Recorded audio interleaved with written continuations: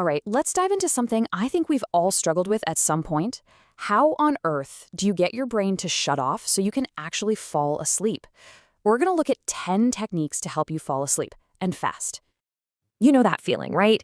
You're lying in bed, staring at the ceiling, your mind is just racing. It's frustrating. But the good news is there are real, solvable reasons why this happens, and we're about to walk through them. So where do we even begin? Well, it turns out the very first battleground is right up here, in our own minds. Let's look at a few ways we can find some of that inner calm. And really, it all boils down to this. The single biggest obstacle standing between you and a good night's rest is usually an overactive mind.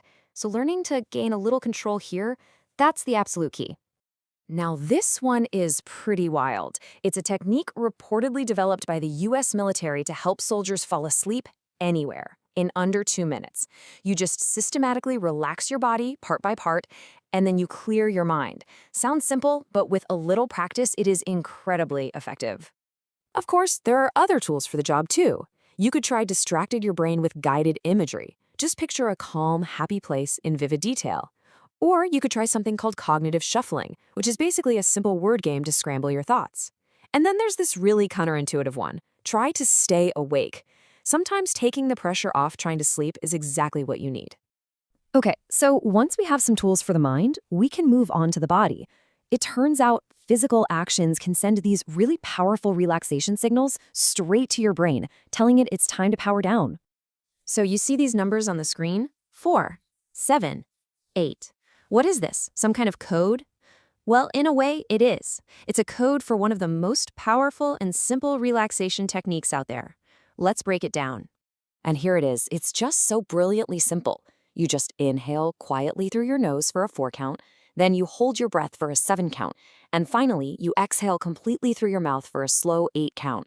This pattern has an almost immediate calming effect on your nervous system. Just a few rounds can make a world of difference. Here's another fantastic physical trick. You basically go through your body, tensing one muscle group at a time for about 5 seconds, and then just letting it go completely. Start with your toes, work your way up to your face. It helps you consciously release all that physical tension you might not even realize you're holding on to.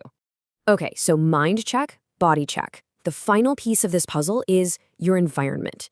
We've got to make sure your bedroom is an absolute sanctuary for sleep.